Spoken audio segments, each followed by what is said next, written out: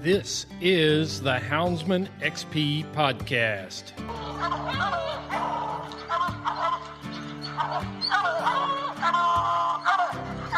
Good dog, get that bear. Get that bear in here.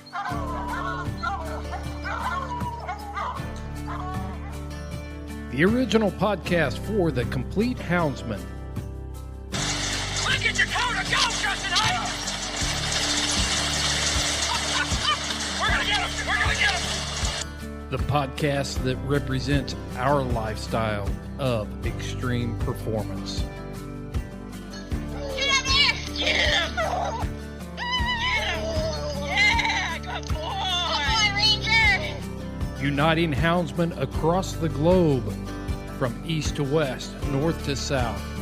You know, if you're going to catch a cat or a lion, you know, you have to have teamwork. We take you to the wildest places on earth.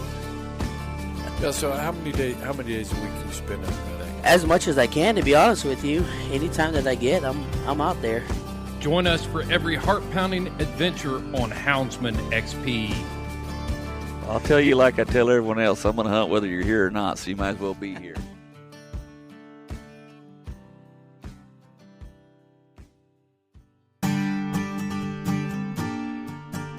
In this episode of the Houndsman XP Podcast, we have got Stic Bow Outdoors. Mr. Bart Hogge joins us on the podcast, and we talk about hunting hounds in Virginia, and we also preview a very cool new item for you to increase your level of houndsmanship. We're talking about the Hound Log from Stic Bow Outdoors, and we're going to get into all the parts of this thing and tell you why it's important that you are using this piece of gear. And also we have the other new book. We're going to discuss that briefly, and that is the records book, Canine Records from Stic Bow Outdoors. So very appreciative to Bart for coming on the podcast this morning. I want you to enjoy this podcast, and thanks for spending your time with us at Houndsman XP. So I'm drinking a lot of coffee this morning. This is earlier than what we normally record podcasts, but you and I are both usually working by this time of day, I think. So it's not that early. Sir. It's not that early for us. So it's kind of nice to be able to sit back and drink some coffee and talk to a bear hunter from Virginia. Absolutely. Yeah. Yeah, I've had like 4 cups already. So you're all keyed up. You're all keyed up. Oh man, I'm jacked up. Yes, sir. You're sitting on dead ready to roll this thing out. Absolutely. Well, I got Bart Hogge with me today, and Bart is the creator and producer of a couple pretty cool items that houndsmen need to have in their truck and in their libraries. But the first thing is this, and you're the founder of Stic Bow Outdoors, is that right, Bart? Yes, sir. How did that all come Stic Bow about? Outdoors. How? The Stic Bow Outdoors is just Stic Bow is actually a handle that I got when I first started bear hunting. I shoot a recurve bow and a long bow, and I had it on my license plate, Stic Bow. Oh, really? Okay. Oh yeah, and I still have it. But that's been years ago, and we was hunting one day, and some guys that was tracking dogs just come over the radio and said, "Is old Stic Bow there?" And they was like, "Come up, Bart." I said, "Yeah." So, and it just stuck, you know, and Stic Bow just stuck with me ever since. So that's a lot better than a lot of handles I've heard come across the radio. Yeah, and I guess I could have been called a whole lot worse names, but you know, I guess to define me. But yeah, it's funny how these handles and nicknames get hung on people, and you never end up with the one that you want. You know, it's not your choice. That's right. Yeah, I've heard some good ones. I remember a guy that used to hunt with us. They started calling him Tinkerbell, so I'm pretty glad that I got Stic Bow instead of Tinkerbell. Yeah. So, anyhow, it's pretty funny. But archery runs really deep in my family. My dad ran an archery shop for years. So, archery's pretty deep in my family. That's where I got my roots of hunting. So, yep. Whereabouts you from, Bart? Tell the audience where you're from, and then we'll get into some of this book and some of that stuff. I'm from the big town of Bedford, Virginia. It's right in between Roanoke and Lynchburg. Okay. If you know where that's at. So close to Liberty University. You lived in that area your whole life? Yes, sir. Yeah, I've grown up here. I was actually born in Hampton, Virginia, and my family moved here when I was just a little boy, and I grew up here, and I'm the only one in my family that sounds like this. So I was raised in the mountains. So, you say you're the only one that sounds like you? That's me. I'm the only one that sounds like. I'm the only one in my family that talks like this. All the rest of them, they don't have that accent, that drawl like I have. But what they sound like? A lot of my people worked the waters. They were oystermen and fishermen and all that stuff. From Hampton, Virginia, Newport News, and so they all just sound like a regular person. You could say, but I'll tell you what, it's like funny. I told you earlier, I kind of sound like a banjo string when I talk, but it's okay. I've been accused of that myself. I came from central Indiana and then moved down here to southeast Indiana. I've been here for about 30 years. And my family has commented about the way my accent has changed and different things over the years. We're right on the Ohio River, so we look at, Kentucky's a stone's throw away if you got a good arm across that Ohio River. But we look at it every day, and we've got a mixture here. We're in Kentucky a lot, and a lot of bleed over. But I'll tell you that it's funny how that Ohio River really is it's a barrier. You can be in Rising Sun and sound like you're talking to somebody from Indiana. As soon as you get across, you can see it and get across that river, and all of a sudden you realize you're in Kentucky just from the way people talk. That's funny. Yeah. Yeah. Yeah. It's neat how those certain places bleed into you. Yeah. And it's pretty neat actually. So. Yeah, I had to translate. I was a head translator when we sent a detail when Katrina hit the Gulf Coast down there. Then we sent a detail down. We took boats and we boat patrolled and we did all this other stuff, did rescues or relief work and stuff like that. And they sent me up the Pascagoula River. We were working out of Gulfport, Mississippi, and they all wanted me to ride up the Pascagoula because I was the only one that could translate for them, And so kind of like the Wind Talkers. Yeah, I think so. It was one of those deals. It's like, we need to take Chris with us because he's the only one that understands what they're talking about. We met a guy down there. We were on the Pascagoula River, and we were coming down through there, and this guy comes down. He had two walker dogs in the front end of probably a 14-foot plywood boat, and they still make their own boats down there on that river and stuff. And it's they got a lot of cypress knees back in the glades and different stuff in the swamps back there. But he came out here and he's got two walker dogs with him. He's coming down the river, and I just had to flag him down, and introduce myself. His name was Mark Smith, and he started talking, and I had a gal with a female officer with me that was from the northern part up by Chicago, that part of Indiana.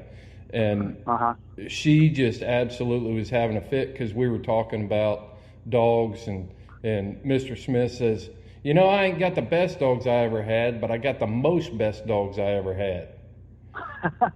And he said, she looked at me, and after he pulled away, she goes, I couldn't understand a word you two were saying. Yeah, I remember when I first met my wife, she had a roommate. And after her roommate met me, my wife told me, I don't know, a couple of weeks later, she was like, yeah, she was wondering where you were from, if you were from another country. is it really that bad? So It doesn't sound like you're from Australia or anything. You know, I'm pretty sure I know where you're from. Yeah, I don't think that was I don't know why she asked that question, but I thought that was the only time I've ever been asked that question. So, well, you know, if you think about it, Bart, you live right there in kind of the cradle of civilization for the American hound. You know, Virginia, George Washington, a lot of colonists and things that settled in Virginia brought those hounds with them, and they were fox hunters. But that's where our hounds came from, more or less. You know, that region, and even the Plott hound. You know, Johannes Plott. North Carolina. Yeah, landed. But didn't he land in Virginia when he got off the boat? I don't know if he was landed in Virginia or North Carolina. You know, the coast runs. I don't know where he landed, to be honest with you. But I thought he landed in right. Virginia. I'll do some research. But even at that, you know, Virginia, North Carolina, it's the same. At that time, it was probably, I don't know. I think Virginia was. I'm testing my history recollection here, but North Carolina may have been its own colony at that time. It might have been. You know, you might be right there. But Virginia. Yes, that'd be. Go ahead. Go ahead. You're fine.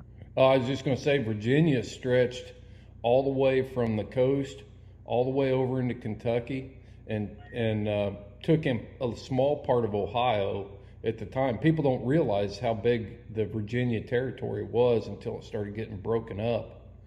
So yeah. Yep. That was it's just, I think it's so neat how they got here and just, you know, landed roots, and they had no idea that they were going to be talked about forever. No. You know, people like him, you know, that Right. they came here and found it. You know, their Plott dog. You know, Vaughn was probably just like us. You know, just came here and made a life, and you know, had some good dogs or whatever dog you want to talk about. You know, and it's just pretty neat, the legacy that follows behind that. Right. It's just another man's dream, you know, and we're still living in their dream, you know. Right. Yeah, that's a good point. That's a good point. Yeah, we're still living their dream because it's, you know, it's the desire of their heart. They followed it.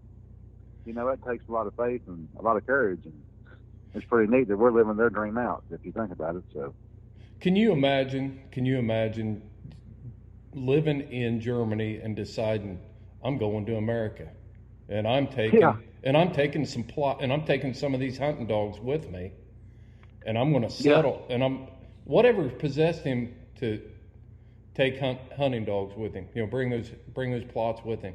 What do you think? I guess it was just him, you know. I mean, you know, if me or you up and move somewhere, we're going to take what we love with us too, you know. Yeah. I guess he decided if I'm going, they're going with me. So, you know. I've heard that he paid a pretty substantial amount of money to bring those original Plott hounds with him over here, because he had to pay fare on those dogs, just like, because they took up space, so they charged for the space, and he had to actually pay a pretty good sum of money to get those dogs here with him. So it was not only was it a major decision to move halfway across the world, but he's using money to make sure that those dogs came with him. That tells me that guy was hardcore.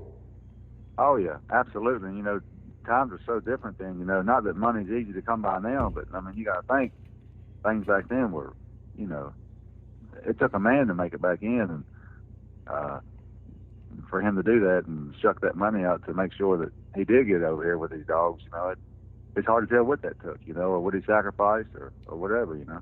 Well, his brother died on the way. I didn't realize that. Yeah, his brother died en route on the way over here. So, you know, he set out with your brother. You got these big dreams of making a life, and between here and across the big pond, the only person you know is dead. Yeah. And he still stepped off the boat and still made a life for himself in the mountains of North Carolina, and gave us a great breed of dogs, of hunting dogs to bring with. You know, he brought them with him. So, man, what a story! If you ever get a chance, you should read. Have you ever read Bob Plott's works, Strike and Stay? My wife.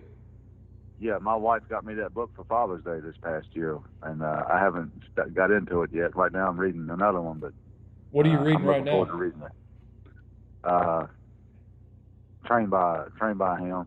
Oh, by Advanced. Stores. Yeah. Mm-hmm. Yeah. Yep. And Yeah. I'm about done with it. That's a good read. Yeah. Yeah. So I've really enjoyed that. Yeah, it's good stuff.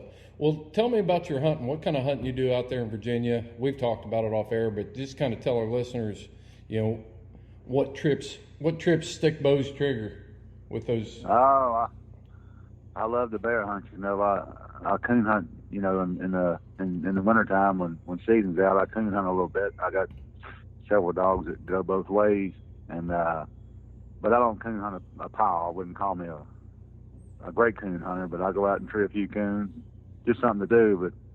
But I'm all about bear hunting, and I work with the dogs a lot, and I love it. I love running hounds. It's just something that I started and got into, and I can't get rid of. I don't want to get rid of it. So right. I just enjoy it. Yeah. So, yes, sir. So bear hunting in Virginia, is it like? Do you hunt with a group of people? Yeah, we got a few guys. I've had over the years started out small or by myself, and then get bigger, and a lot of people start hunting around, and then they kind of disperse, and you go through things. But I got a couple guys I've been hunting around since I started, and one of them's an older fella, and he pretty much really guided me, and he's probably one of the best houndsmen that I've ever hunted with, and he just you don't teach classes when you're with people like that. You listen and you store it in your mind of what they're doing. And what made him a great houndsman? In your opinion, what made him a great houndsman? I would say he's just extremely smart, and he looks at hunting at all different angles, and some of the things it's really simple, that you don't think about. He thinks about. I don't know, but he's a determined guy that's really he just gets it done. I mean, he's the kind of guy that can go to a pound and it don't matter what it is, just some old hound, and he'll make it something. Some people just have that golden touch, and he's just one of those people. He's got patience for the dog, and that's what it takes a lot of times. Especially somebody like this guy here. He has no big breeding program or anything, but he's just one of these guys that can take whatever he wants, and he just works with them and works on them, and he just got a lot of patience and perseverance. So, but he's getting older now. And he started bear hunting back when it was, it was tough. You just drop a whole lot of dogs off and put people on stand and say 3 Hail Marys and hope you find a bear. And yeah, that's just the way it started. So old school. Yeah, I often wonder how many dogs I've had in my past. You mentioned a key word there in dog training and being a houndsman, and that's patience with the dogs, especially. Patience is a virtue, as they say. But I just often wonder how many young hounds I got as puppies that could have made phenomenal hounds because I wasn't patient enough in my earlier days. And I'm still not flush with patience. I'm better than what I ever have been, and hopefully I continue to develop that. But have you ever thought about that? Oh, absolutely. Yeah, I've thought about that and looked at the dogs over the years that I've had that, we want to be microwave bear hunters. We want to, we just want it easy and fast, and it just takes time. That's a good term, microwave bear hunter. I'm going to use that if you don't mind. Yeah. I'll tag you. Oh yeah, that's kind of the way. That's the way the world is with everything. We want it now and right now, but it just takes time. And I've learned over the years too that you can't always compare what this dog was doing at this age to what this dog's doing now and say, well, he's not going to make it or whatever. Because I've had some late bloomers now. Now I'm not going to let a dog sit around until they're 3 years old and say, man, he's really started good. Eventually he'll come on. But I'm not one of those people. But some dogs they're just like adults. They mature at certain ages, and it's taken me a long time to learn that. Some are later and some are faster. Of course, we like the ones that start faster. Yeah. And that, you know, and that also all falls back to genetics. You know, you gotta keep the right hound that you like, and you know, the right breeding, and it takes a lot of the work out of it on you. You know. What do you like? What do you like in a hound, Bart? Tell us what you like in a hound. You're hunting plots, is that correct? Yes, sir. Well, I mean, you know, I've heard this statement a lot, and it's true. You know, you hear a lot of people say, well, I like a cold-nosed dog, or I like a fast dog, or I like a smart dog. You know, you hear all kinds of things of people loving a dog. Most of the time it's cold-nosed. Everybody wants a cold-nosed dog, you know, and gritty. Well, to me, I like a dog. I like, you know, if they don't have the heart to do that, I like a lot of heart, and I like grit, and I like speed, and I like nose, just like everybody. But it all falls back to that drive, you know, and what they want. And that's where the genetics part come in, you know. And if they got the desire to do that out the gate, you know, you don't want a dog you got to teach to hunt. So if you got that desire right away, you know, it helps a whole lot to have that program and that genetics to, most of the time they figure it out on their own without you killing yourself for, you know, 3 years of hard labor. Yeah, I've or too late, you know.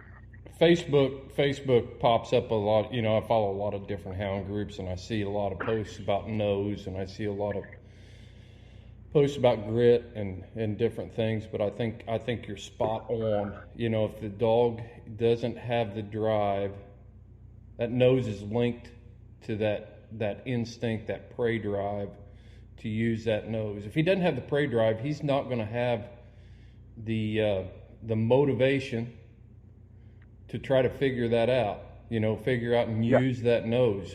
You get a dog with a high prey drive, and he knows, you know, he can take the least amount of scent and then turn it into something, or at least, you know, he can move a track, or he'll figure it out if he's got that combination of drive and brains and things like that. But I think we try to pigeonhole these different traits that a dog has, and then inexperienced breeders will breed, you know, I want a colder nosed dog, so they throw everything else to the curb to try to find a colder nosed dog, or I want a dog with more grit, or I want a better tree dog, and we're seeing that a lot. I hear a lot of people talking about that in our modern hounds, about, you know, the inability to run track and too much tree, and especially in the coonhound world. So oh yeah, absolutely.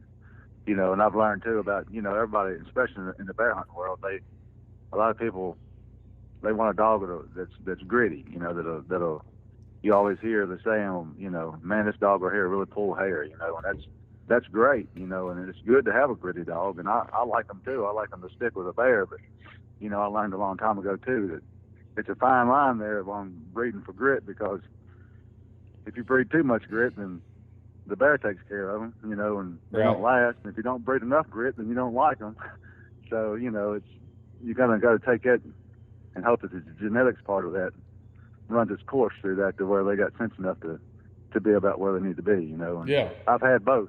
You know, I've had both of where some really good dogs that I'd like to have back now didn't make it to 2.5 years old, you know, because they were kamikazes, you know. And yeah, they were great dogs, but I wish they'd have been smart enough to go, you know, this hurts. You know, let's back up a little bit, you know. So there's a balancing act there for sure. Absolutely. I don't make enough money to hunt, you know, kamikaze dogs. You know, for the vet bills and things like that, you can rack up a lot of money in a real short amount of time with dogs that are kamikazes. Plus, I mean, our bear seasons are so short. You get a young dog that's, you know, it's like, man, this is going to be the one. This is going to be the one. And then he goes in there and he gets in a major wreck, and now he's laid up for the rest of the season. And he's just taking himself out of the game for the entire season. So. Oh yeah. I used to always say I pay the light bill for the vet's office. And you know, that sounds great, but in reality, you know, it's kind of rough on your pocketbook, and it's rough on your pack too. You know, I've seen times where I've had 8 or 9 dogs here, or 10 dogs, or whatever here at the house in the middle of bear season, and only have 2 or 3 to hunt, and you're sitting there scratching your head going, man, is it really that bad? Right. So. Well, how much grit? How much grit do you like, Bart? I mean, what's your measuring stick on that? Well, that's what I was going to say. It depends on your measuring stick, and my measuring stick is, I like a dog that'll bay pretty tight, but I like them to have sense enough to know when to back off. But I like them to stick with the bear and put enough pressure on, just enough to either make them go up or hold them, one or the other, bay them up so we can get in there. But that's a hard question to answer. How much grit do you like? Because, of course, we all want the perfect amount, and it never is that, in right. none of the dogs. But I like them just enough to keep enough pressure on them for them to handle the bear, and can I say safely? I don't know if we can use that word in grit or not, but I just like them enough to keep pushing. Right. Keep pushing and stay in there. I don't want them to leave a bear, I don't want them to come off of it because it got heated. But, then again, I don't want them to go diving on top of them going, hey, I'll do this by myself. Right. So, well, describe where you're hunting. I mean, describe the landscape, describe the vegetation you've got there in your area of Virginia. Of course, we're hunting a lot of the Blue Ridge Parkway here in Virginia, and some of the mountains are pretty rough. Some of them are terribly rough, and then some of them are pretty easy landscape. Just rolling hills, but some of them are just rock bluff. It's kind of a mixture, Mm-hmm. And there's, as far as food mass and stuff here, it's just plenty of acorns, and stuff to feed on, but it's a lot of rocks and a lot of ivy thickets, and some of it's pretty nasty, and kind of like the mountains of North Carolina. I guess you can compare Virginia's mountains to that. It's just a lot of mountain some of laurel. it's rough. Oh, a lot of mountain laurel. Yeah, we call them ivy thickets. I have heard guys call them ivory thickets around here, but yeah, it's just a lot of mountain laurel, and it's pretty thick in some places. But it's nothing like the coast, where it's briars over your head, and not that it's been clear cut or something, but right, it's pretty open woods, open timber. Yeah, it's open timber for you. If you've got a choice between hunting coast or you got a choice of tackling mountains, that coast can be a pretty. I mean, you gotta get down and cross through some of those tunnels down in that country. Yeah, that's why those bears get so big down there. Oh yeah, I remember the first time I ever hunted the coast. I had a guy tell me, he said, "You better take some gloves with you and a long sleeve shirt. This is in springtime." And I said, "Man, I'm not wearing all that down there. It's hot." Right. I got down there. I was looking for a long sleeve and some gloves, and I got down there. Yeah, I have never.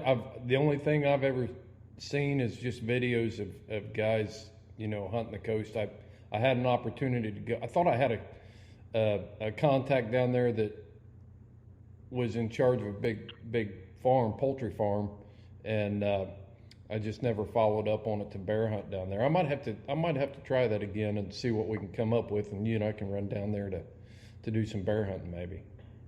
Absolutely, it's a different world down there, and I've always said when I haven't hunted down there in 3 or 4 years, I kind of quit, but going down there because it's so much to keep up with, and it's so expensive to keep the lease, and buying food and everything down there for the bear, but it's definitely a different game down there. I've never seen anything like it, and I tell people all the time, if you want to see some crazy big bear and the thickest mess you ever seen in your life, and you need to go to the coast of North Carolina and experience it at least once. It's rough. I was down there at Camp Lejeune, and I can tell you that's my time in the coastal areas of North Carolina. I mean, you can't even fall into it and get through it. No. The funny thing is, the first time we were ever down there, I remember I struck a bear and put down on it, and the guys I was with, they were out checking some other spots, the baits and stuff, and I put down on it, and I packed it up and got everything going really good. And they got it caught, and it was a couple of hours, and they had it caught, and we stopped on the side of the road, and it was like, I can't remember if it was like a peanut field or what, but it was early in the morning, like it was still dark, and the guy we was with, he said, "Oh, yeah, you can walk in there." He said, "It's not too bad. He's just cut through that field right there. You'll be here in no time." I think the dogs was like 400 and some yards off the road. So we go across this little field, and it was okay, and we started in these woods, and we're on our hands and knees, and I'm going, man alive, are we ever going to get to the dogs after him singing in there? We was getting close, and I told my buddy, I said, "Hey man, look, it's getting clear. You can see the sky." I said, "We're going to be able to stand up in just a second." Right. And we was going out through there, and we went, and we got in this opening, and I stood up and looked, and it was green, stagnant water as far as I could see. It was just a big swamp. And I said, "Are you serious?" And the dogs was like 200 and some yards out there, and we had to wade out in that mess to the dogs, and they were caught, and man alive, it was just bubbles, and you're thinking about snakes and yeah, things that'll get you. Man, this is fun. Yeah. So, yeah, it was. Yeah, this is fun. Yeah, it was really. We threw our clothes away when we come out of there. They were so nasty and stinky from that swamp water. We just threw we threw ours away when we got back to the motel.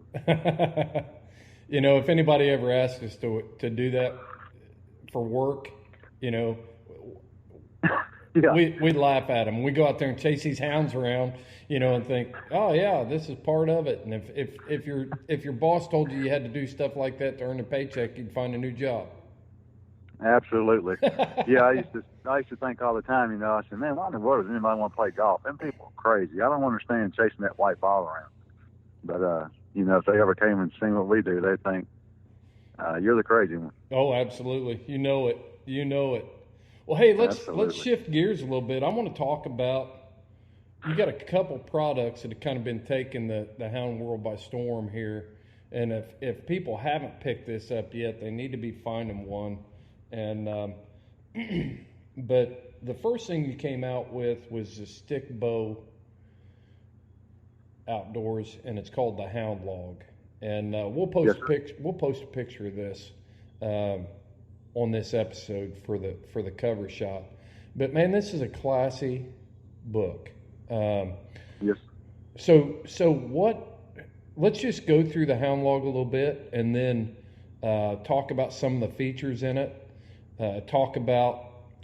And then we'll get into why you developed this book, and what you think the values are on it. Because I mean, this thing it's classy. It has a look of leather bound. So I mean, this is a classy deal.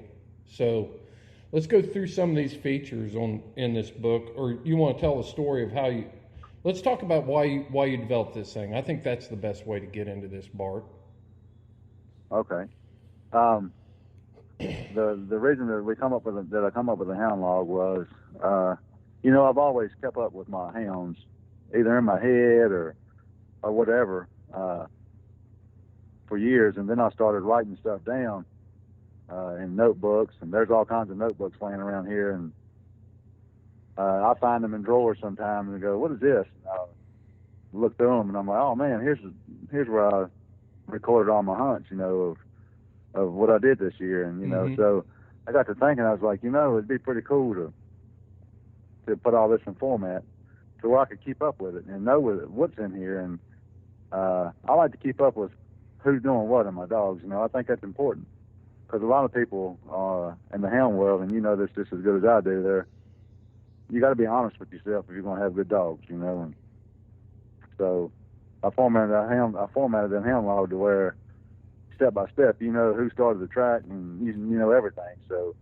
and it's all there, and you can look back on it, and you can always build off of what you've been doing. And I don't know. I just got to thinking about it, and I said, man, this is really neat, to do this. And I knew some other people that were keeping up with their dogs by, writing stuff down, and I guess a lot of people do. We're seeing that, but it's just an idea that popped in my head, and I just wrote it all out as I see it and how I wrote things down before, and that's the way the format come up. Mm-hmm. And we'll go through some of that. I'll just comment on that real quick. You know, some of the most effective, successful people keep logs. You know, they keep journals on their daily lives, and you know, you can go through history, even modern day history, you know, and see these people who have been successful in life that have kept journals. And that's what I looked at this book as a journal of my hunting life. And I get an opportunity to record my hunting life, and then once this book is full, it's going to go on the shelf. And someday, you know, somebody is going to pick that up. One of my ancestors will pick that up, maybe share it with my grandkids someday, something like that. I mean, it's just it's that good of a quality of book. Yeah. And journaling, you know, it's great to write things down. We're talking about journaling, of course. You know, you're talking about the successful people, you know, writing their thoughts down and stuff. And keeping up with your dogs is it's important, because how can you not want to know what, let's say 10 years down the road, you know, and you got a granddaughter or dog out of a breeding cross that you made 10 years ago. Mm-hmm.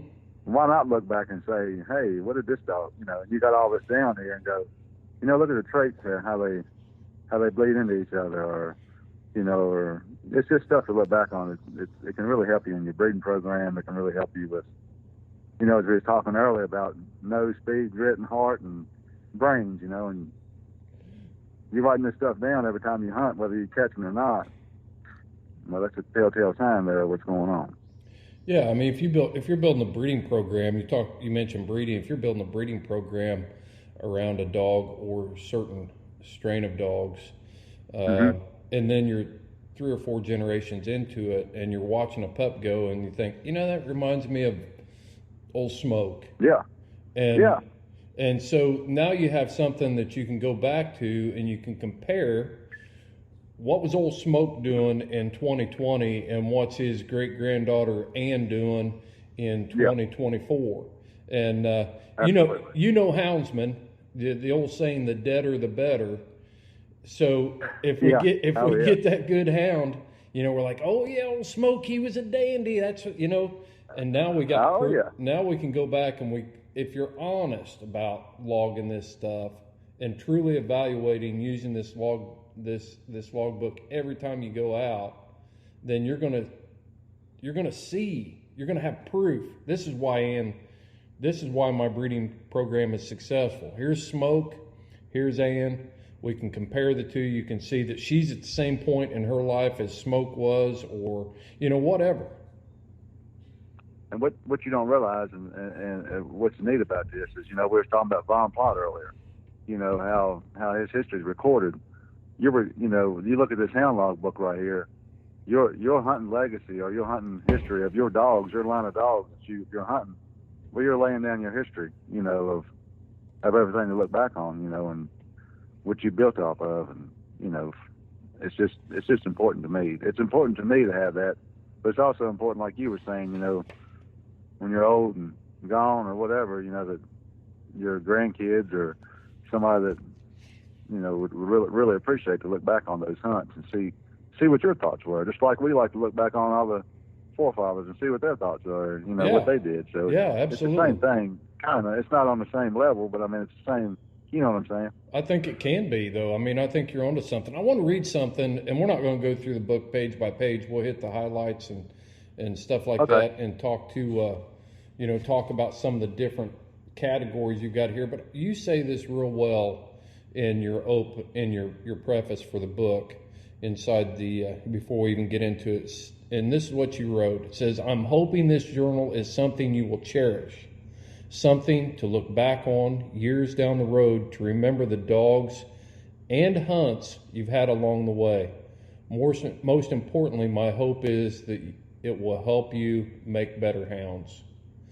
That is a great paragraph, Bart, because you cover it all right there, what you just said. You know, this book is a quality that a person that fills this out and uses this should cherish this and look back on it. and then have something that I can see one day, you know, my grandkids sitting in my lap and us looking at this book and talking about hound hunting, and I want grandkids to be at my house, and you know, we come into the living room and they've got my Hound Log journals and my photo albums out on the floor looking through them. You know, that's my legacy, and absolutely. That's why I'm so pumped up and keyed up about this Hound Log. Yeah, it's just a legacy to look back on, and you know, you tend to forget things a lot too, and I mean, the deader the better, man. You know, oh yeah, that's right, and you know, I noticed this not too long ago. You know, I was trying to tell my wife a story about I had a dog named Fuss that got killed when he was young, and this has been, you know, years ago, and I was trying to remember. I was telling her an instance, and I couldn't remember all the details to the story, and I was like, man, if I had it all written down, you know, like I did in this Hound Log, you know, I could look back on it and tell you exactly what happened as far as, you know, him starting to track. And it's very, people don't understand how it really stands out, because you can see the progression of a young dog. Not only are you trying to remember, but it's all in writing. You can see the progression of a young dog that's really starting to shine and becoming a leader, you know, and it's neat to look back on that and build yourself up about that, I guess you could say. Oh, no doubt about that. So, you know, as you go through the Hound Log here, the first thing that we come to is 2 pages of instructions here, and I thought this was very unique that you put this in here. It shows a lot about your character, Bart, but you want people to know, you want people to know how to use this Hound Log, and so the box, it's all, and we'll get some pictures of this thing up on social media and stuff. I'm sure you've got some too. You can go to, where is your social media page? Why don't you share that with everybody? It's www.sticbowoutdoors.com. Yeah. And it's STICBOW. But yeah, that's the website page there you can look at, or you can find us on Facebook at Stic Bow Outdoors also. And Instagram. Oh yes, don't let me forget about Instagram. Thank you, Chris. Yeah. And Instagram. Stic Bow _outdoors is your handle on Instagram. So yeah, you can find it all 3 places, and you go through different parts, but I just want to talk about some of this stuff a little bit. But you go into a lot of detail, and of course there's a place for the date, location, and then a box for you to write in what dogs you were hunting that day. I'm almost tempted to get a Hound Log book for each individual dog, you know, just so that I can keep it straight. But I think you've put a lot into this thing. But you know, on the track record, you can indicate whether it was trailed or rigged. So what's your opinion on what's the difference there between trailed and rigged for people that may not be familiar with those terms? Yeah, there's a lot of people. I hunt both ways. You know, I free cast dogs and walk with them in the woods, or you know, and watch them mark a track and start trailing a cold track. You know, and that's what a lot of bear hunters love to do. That, you know, and a lot of the old school bear hunters, you know, that's all they know. That's the way they like to hunt. They like to get in the thick of things and let the dog work. So the trailing part of that right there is watching a dog come across the track, you know, and beat it out. You know, start trailing on it and until they get the bear jumped, and then it's rock and roll time. But you know, the rigging part of it, which is I'd say that's more the modern day bear hunters. You know, I love it too. You know, riding the roads, and whether you got your dog on top of the box or whatever, you know, and they strike a track. You get that epic box shaker. You yeah. know, The box is coming apart. Yeah. That's right. We always say, man, I just got a strike, about turn the truck over. That's right. So, but you know, everybody loves that. You know, who doesn't like that? You know, and I think, you know, I'd say probably 90% of the people hunt that way now. A lot of people do. Around here they do anyhow. They love to rig the roads. Yeah, But, yeah, it is a popular way to hunt for sure. But the group that I hunt with in West Virginia, you know, we've got guys that are walkers. That's the cool thing about, and I'm not going to get way down this rabbit path, but hunt with a good group of guys. Everybody knows what their job is, but there's still guys there that get out on the ridges and walk through different areas and free cast dogs and try to find that track that you'd never strike. There any road access, so you'd never strike a berry there anyway. So you might as well get out and walk it. And, yeah, you know, and when times get tight here in December, you know, bears quit coming to the road a lot. You know, you got to get deep, you know, and where they're laying, and you got to go, as we say, in their living room and get them jumped up because they're bedded down the nastiest place they could be, you know, because they're smart. Yep.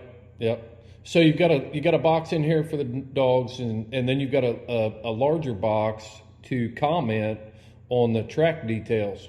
So yes, sir. What are some of the things that you designed it? So when you designed that box, what do you have in mind for track details? Track details, you know, we're talking about rigging a bear, and you know, to me, there's two different kinds of rigging a bear, and I call it a wind strike or a hot track that the bears cross the road, you know, and so you know, you could put some details down there to, you know, let's just say, for instance, Ida rigged this bear, well, you can write down, you know, but she went 350 yards up the side of the mountain before she ever opened. You know, it's a good wind strike is what I call it, you know. And you can really, you know, write down what kind of strike it was, or, you know, as far as the rigging, the trailing details, the same thing we was talking, you know. I love to know what dog can beat that track out if it's trailing, you know, and you can always see who's shining out of that. You know, it takes a pretty good dog to beat a cold trail out and have brains enough to figure it out to get it jumped, you know. And so it's just a place it's several things you could write there. It just depends on what happens, you know. Right. I like that. Go ahead. I was just going to say, I really like that comment about, you know, you get that rig strike, you put down on it, and your dog goes up the mountain or down the mountain, or, you know, into the wind or downwind, or how far they go to actually get to the point where they can open on that track and work it. Yeah, and I mean it's phenomenal. It's just amazing to me to watch a dog work like that. You know, to be able to use that nose, that ability of staying in the wind enough to get up there to where the track's at. I mean, you think about that, that's amazing. Yeah. You know, to be able to smell like that. So it takes a good rig dog to do that. Yep. Then you got a box about hunt details, kind of give you, you know, an overview, maybe list who was with you. Yep. Who else was hunting with you that day? Maybe some weather conditions that day. That's one thing that when I was a working canine handler in law enforcement, we had to record the weather for every track. And that gave us the ability to see where our dogs were in different weather conditions, and that could be some place you put that in there. The important notes, maybe that's where you record the weather, but the hunt details, and I really like. Well, I don't want to jump ahead. Who struck it first? You know, who started the race? What's the difference between that, Bart? Who struck it first? Who started the race? Tell me what you were thinking there. Well, you know, I've seen this over the years, and I haven't been able to figure it out yet. And maybe you can help me, Chris. Maybe you have an answer. Nobody else has had an answer yet, you know. But you know, I've seen dogs that can rig a track like we're talking about, and they can go up there and get that track out of the woods, whether it's 500 yards or 1,000, whatever it is. You know, they can win that and go up a mountain to get it started. But I've also seen the case where you got a dog in a truck that doesn't strike, but can out-trail that rig dog. You know, and I've always scratched my head going, I don't understand how that dog doesn't strike, but this dog can strike, but the other dog can out-trail. Do you understand what I'm saying? Yeah. And, you know, and that's always mind-boggled me completely. So a lot of times, you know, I got a truckload of dogs, and most of them will strike pretty good, you know, but you know, the one that strikes first isn't always the one that starts the track, is what I was trying to say. So, you know, I was just trying to cover all aspects there. Right. Yeah, I can relate to that. That young plot male I've got, Cajun. You know, he's a very good strike dog, and a very good rig dog. He'll strike out of the rig. He's going to be pretty phenomenal at it. Right. But here's the deal. You know, he's striking that. He's opening his mouth as soon as he smells scent. But I put him on the ground. He's not sure what to do with it after you put those other dogs on the ground. They may have not been opening. You may need to, you know, check your thermals and different stuff like that. But those other dogs know to fire out and start looking for that track based on, you know, dogs learn off of repetition, watching, place, you know, all that sort of stuff. So they know that if a dog opens his mouth, and then that rig stops, and then that somebody's getting out of this truck, and it's time to go look for a track. So I think that's where you might have a phenomenal rig dog there that hadn't put all the pieces together yet to know where to look for a track. A good hound, I think, knows where to look for a track. You know, according to weather conditions, you know, high humidity, low humidity, what the thermals are doing, so they know where to go to look for that track. But that takes a lot of time and experience. You know, a dog that's rigging something out of the truck, they're just catching scent off the game, and bang, they're opening their mouth. That's right. And you notice, you know, a lot of times, like you were talking, you know, you drop the dogs on the road and they can't figure out which way to go or can't smell it, you know, even though they did strike. You know, a good dog, most of the time your veterans or the ones that's got it in them, I call it, but they'll, as soon as they hit the road, you can see them rock that head back, you know, and put that nose in the air and start running up and down the road trying to, you know, catch that scent to where, you know, and I call it going and getting it. You know, they'll go get it, you know, and once they figure it out. And that's something, you know, even though the young dogs might have smelt that, when it hits the road, it kind of jumbles them a little bit to where they don't have the experience yet to go, you know, where'd that come from? Yep. So, and the confidence to get out there and bust in there and grub it out, you know, and there's a lot going on in that hound's head when he smells that scent. You know, it's stuff that we think we understand, but if we understood all of it, I mean, it'd blow our mind how much they're processing. We have to get out a wind checker to check thermals. I really truly believe that a good experienced hound, because I've watched them do it. I've watched them dive off into the bush. You're like, why did they go that way? And then you get your wind checker out and you give it a puff, and boom, the thermals are moving that way. The reason they went that way is because they know if I keep my head in the wind or the thermals here, then I've got a better chance of cutting this track somewhere down there. Absolutely. You know, the best way I've ever heard it explained was, I read this somewhere one time, and it was an ex-K9 officer that wrote this. Was, you know, when you come in the evenings from hunting or work or whatever, and you walk in and your wife's got a pot roast in the crock pot with, you know, and you go, man, that smells good, you know, it smells really good. And it excites you to know that you're going to eat that. But if the dog walks in, he goes, man, what kind of perfume is that? Oh, I smell that. Oh, I smell carrots, potatoes. Yep. Roast beef. How much celery did you put in that? Yeah, exactly. So, you know, it's pretty neat the way a dog works like that. You know, how you're saying how, you know, they can just smell. It's amazing. They walk in, the dog walks in, it's like, that could use a little more pepper. You know, and he's never even tasted it. He just knows. That's how good their nose is. Yeah, I think a lot of times if we got good dogs, if we just let them work instead of us trying to work them, I think we'd be a whole lot more successful. That's an interesting thought right there. And you can do that. You can get that down and think about, you know, prove that to yourself by using this Hound Log. There's no doubt about it. You know, if you watch, absolutely, this will help you build confidence in your pack. You know, build confidence in individual dogs. If you're a coon hunter, you know, there's still a use for this journal that you can get a lot of use out and evaluate that. So. Oh, absolutely. And, you know, the way it's formatted, it's for, you know, I don't want to jump ahead of you at all. You might want to explain this later on in our conversation, but, you know, it's for anybody that's got any kind of trailing hound or, or coyote hunter, or or hog hunter, or it's formatted for all of them. Yeah. So yeah, fox for hunter, sure. whatever you want to put there. Yeah, if you're turning a dog loose in pursuit of game, you need to have a Hound Log journal. Absolutely. So I would highly recommend it. Observation. This is where we get down to the nitty gritty. This is the part. This is a truth part. This is a truth box right here. This is it. We're going to find out whether we can be truthful about a dog or not. But you got a box in here called observation needs work.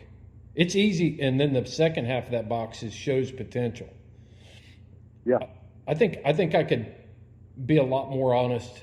Maybe not as on. I don't know. Shows potential. I'm going to fill that box out, and I may even be optimistic about it. Too optimistic. Be tempted to be a little too optimistic about which dogs are showing potential. But that needs work box, man. That's a gut check, and that's the honesty box. That's the truth box right there. Yeah, and that's a big truth pill to swallow that none of us like to do. A lot of times, but if you're raising dogs and raising good dogs, and you have to be honest with yourself first and foremost. So, yep, it's tough. And a lot of times, some days you want to leave that blank, because you fall in love with a dog, and so you just gotta be honest. I think if we're honest all the way around, we just did the podcast last week about self-leadership, about learning to develop the leadership within us, and that takes a person that can be honest with themselves. But a dog never stops developing. People. We talk about started dogs, we talk about pups, we talk about started dogs, we talk about finished dogs. But a dog shouldn't be finished until the day he dies. That's right. Yeah, they're just like us. They learn something new. Yeah. All the time. So if you could have an A1 top hound that is the leader, and I mean he's a proven game catcher, but I guarantee you a person that's honest will look at if you can find one thing to improve in that dog each time you go out and then concentrate on that. This will give us the ability to do that on needs work. You put the name Joe Dash was a little had a few too many loses today, track losses today, or opened a little too much on track, or whatever it is. We got to be honest right there. So it's not just for the pup. This is for every dog. That's right. And it's also showing you what you need to focus on with that dog. Mm-hmm. To work with them, like you're saying. So, yep. Maybe it brings it to light, shall we say? Yeah. Yep. Maybe he was a little bit growly towards another male dog, and it's something you need to keep an eye on. Make a note of it right here. Needs work. Keep an eye on Joe. Yeah. And you think about it, a lot of this stuff is going, why in the world would I want to write that down when I can keep it in my mind? I'm telling you, sometimes when you're hunting, things fly through your mind, and you don't always, the race is on, or you forget a lot. You forget more than you think you do, over a period of time or in a hunt or whatever, so yeah, you need to write stuff down. At least I do anyhow. Yeah, my wife is the only one that doesn't have to write stuff down. She can. Yeah, they don't forget anything. No, she can. She doesn't get hysterical when she gets mad. She gets historical. She starts. You remember back in 1986, Chris? That's right. I told you this one time, and I'm like, how in the world? You got some issues. You focus on the negative here. Let's talk about all the good. That's right. No. Let's talk about how great of a guy I really am. That's what I really want to talk about. But I'm sure that most of it is some. I'll be honest with you. Some of it is well deserved. I wouldn't say most. Oh yeah, yeah. Oh yeah, yeah. Most of the time they're right, and the faster you learn it, the better off you are. Yeah, we don't want to make a husband log. That's for sure. The husband log. No, don't be. Lord have mercy. No. Yeah, we wouldn't be able to be friends if you do that. No, Yeah. No, sir.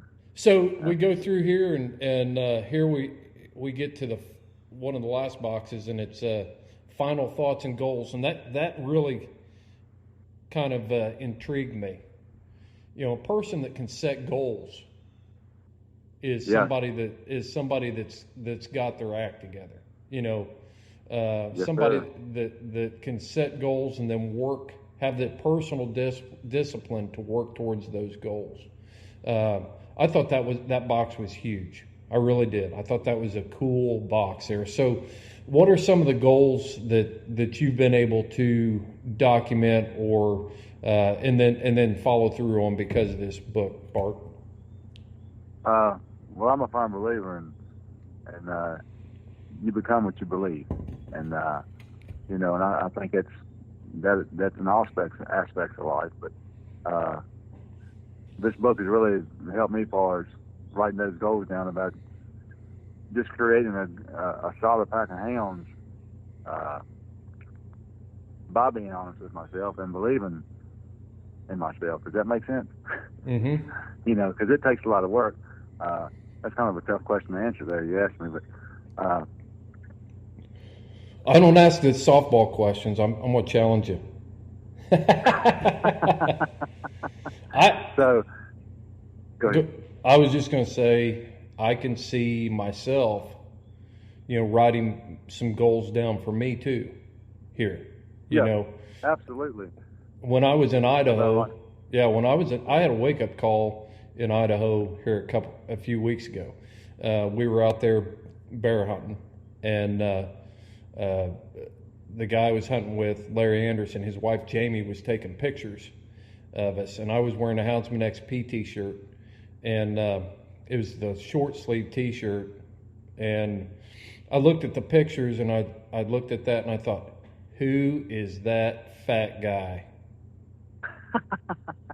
You know, and I thought, man, you have got to start. And I wasn't struggling in the mountains, but I wasn't tearing it up either. At one time, I really believed that I hung with anybody that could walk, and that's for Marine Corps stuff. But you know, I've gotten lazy the last 3 or 4 years. So, you know, I lost 7 pounds just in a week out there after I saw those pictures. I thought, man, you're going to stop shoving food in your face and start getting with it. And then since I've been back, I'll be back out there. I've dropped 10 pounds so far, and just from working out every day. But that was the truth box for me right there. Was like, who is that fat old guy, and how much is that affecting your hunts? So it's not just about recording things in the log for my dogs. It's also, what do I need to improve to be a better houndsman in this box? And we could probably all write patience down there. Yeah. Big time. But, you know, that's huge, you know. And like we were just talking, you know, it's not just for your hounds. It's not for just you, you know. It's what you can do to become a better houndsman. And I guess you can, you know, because you're the shepherd of your flock when you come to your pack. So, you know, you gotta see what needs to be worked on, what's not working out. What are your goals, you know, to write down as a future houndsman, or what you want to be better at, you know. And that's kind of what that box is for, just to write down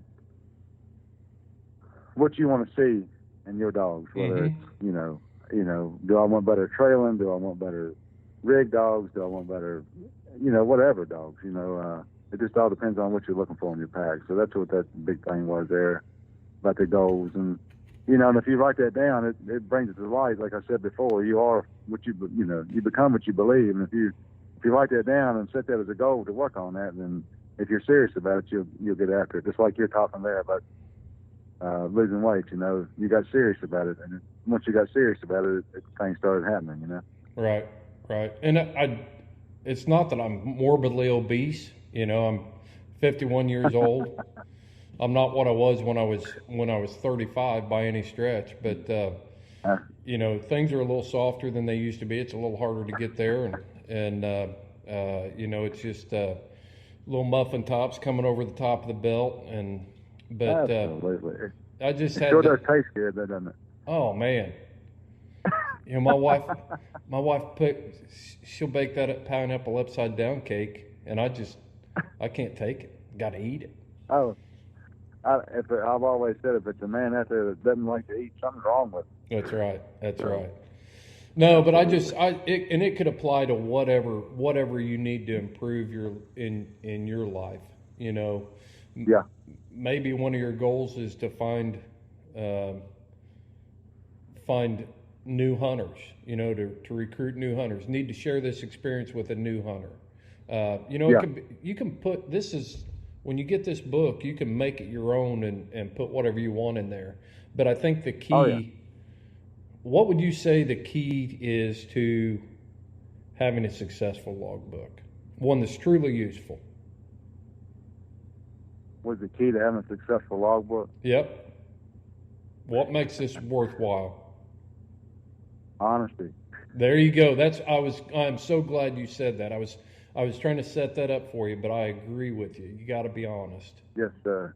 Honesty. And you have to be. I mean, you know, you have to be. And we've all, and I'm not belittling anybody or anything, but everybody's been around the guys that you've hunted with going, man, I tell you, old Joe right there, he's a heck of a dog. He's this, that, and the other. And you're standing there looking at him going, I ain't seen that dog do anything, you know. And it's because a lot of times people aren't honest with themselves about their dog. Mm-hmm. It's all about, you know, you spend so much time and so much money and so much effort and so much heart into building a pack of dogs. If you're serious about it, then why not be honest with yourself about it and achieve your goals that you want to achieve, you know?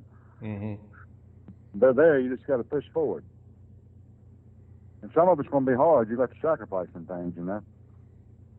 Yeah. Yeah. Well, I think this is a really cool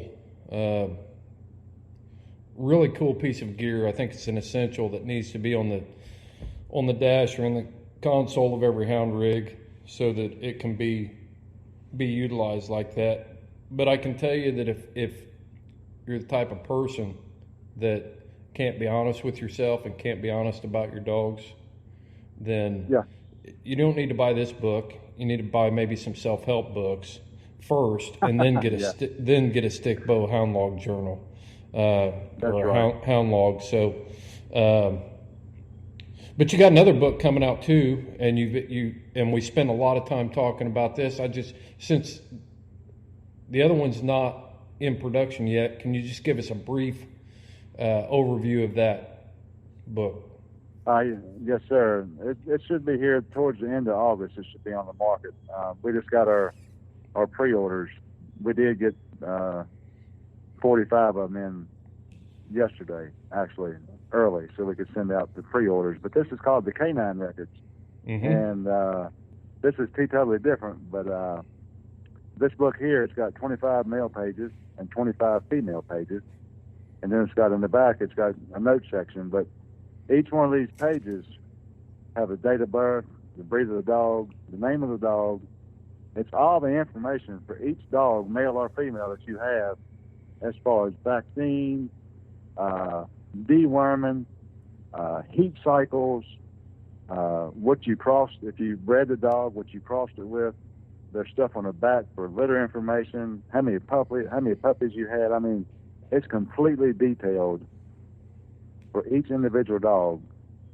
And, you know, you need to keep up with that stuff because, again, you know, you need to keep a schedule of your deworming and heat cycles. Who in the world has missed heat cycles in their life? I know I have. I've got a female that's ornery about heat cycles. She's real quiet during heat cycles. And every year coming into spring, I'm like, you know, when did she come in last year? Some of the best hounds. Always trying to figure it out.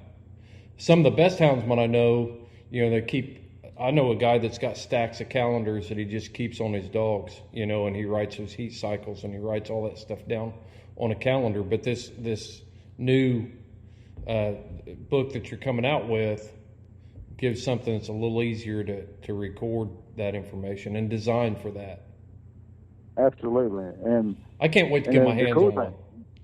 The cool thing about it too is, you know, each year you have to start a different page, you know, and because, you know, your rabies and vaccinations and all that stuff. But what's cool about it is all the history is down about this dog, this one individual dog. What's cool about it is if you ever sell a dog or anything like that, you can, it's made to where you can unclip this binder and send the paperwork with the new owner. Oh. To say, hey, this is, you know, so that's pretty neat also, you know, that it can go with them. The dog's papers can go with them. I'm going to throw something out there. I'm going to throw something out here to every person that's listening to this. If you're a breeder, if you're going to raise a litter, how much is that book, Bart? What's your $27.99. Okay. Every person that's going to raise a litter of puppies should buy the potential customer a book, a log book, and send it with that puppy. Absolutely. Yeah. It's a small investment.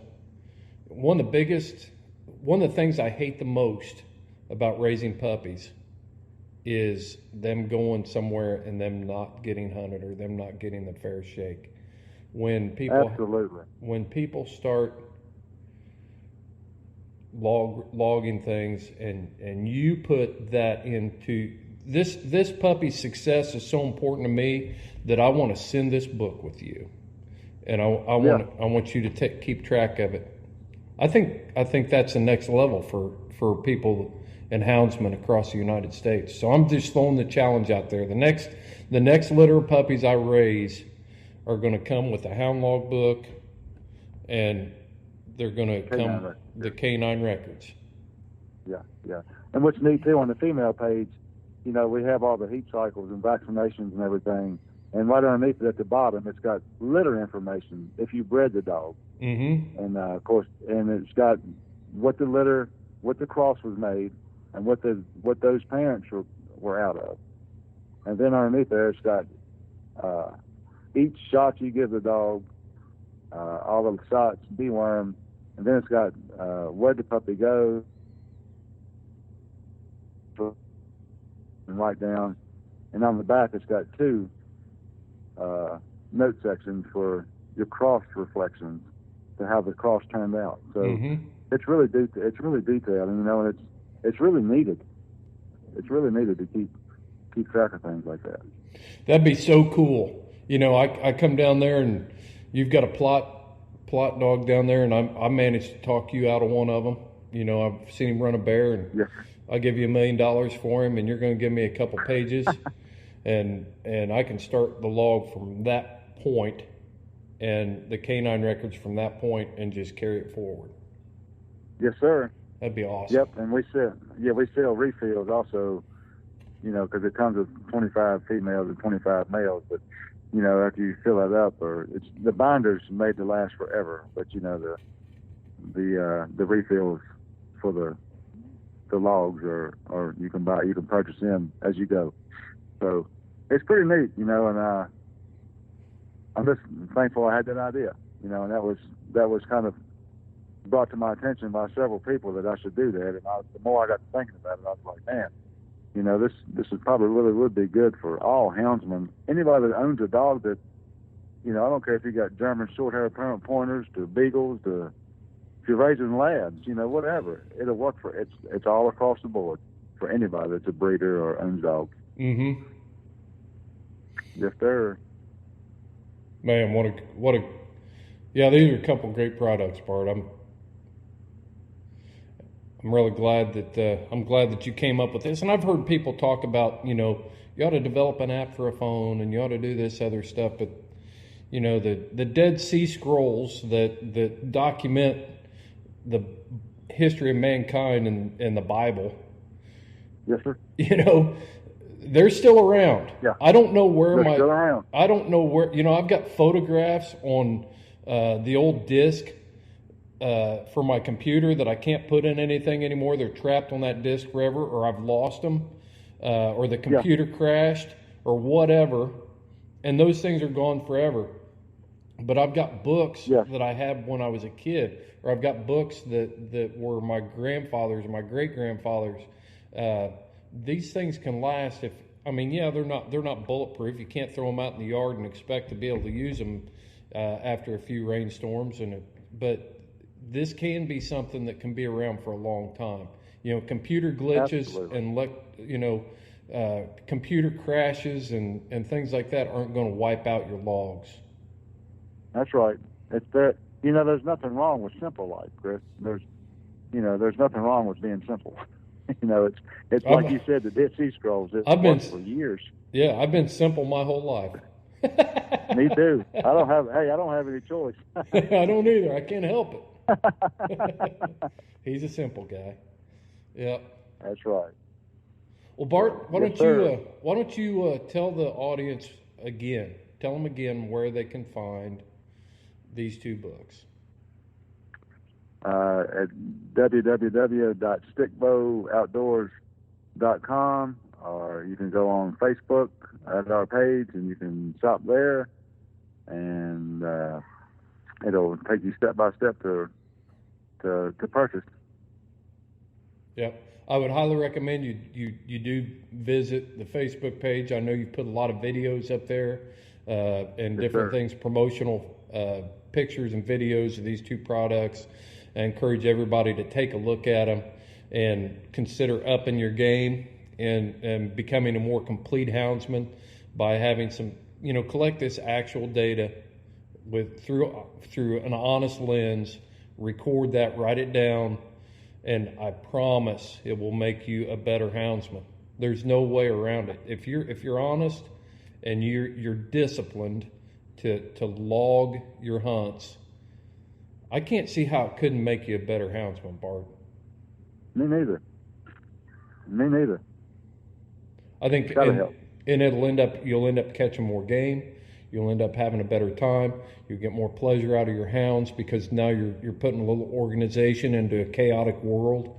And that's right. I can't see how it couldn't. I can't see how it couldn't make you a better houndsman by having some discipline and being honest. Me neither. I think it's good all the way around. Yeah. It's positive. Bart, we're going to wrap this thing up, and I can't tell you how thankful I am.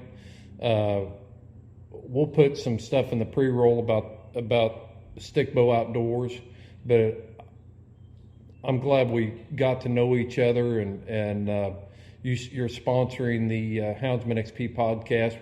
And I really appreciate all that, but I appreciate your time today to come on and talk to the houndsmen across the United States and across the world. I really do. Absolutely. I appreciate the opportunity and appreciate you investing your time and also for this, Chris. I appreciate it. It's very thankful. Yeah. Well, you got any final thoughts for the houndsmen out there?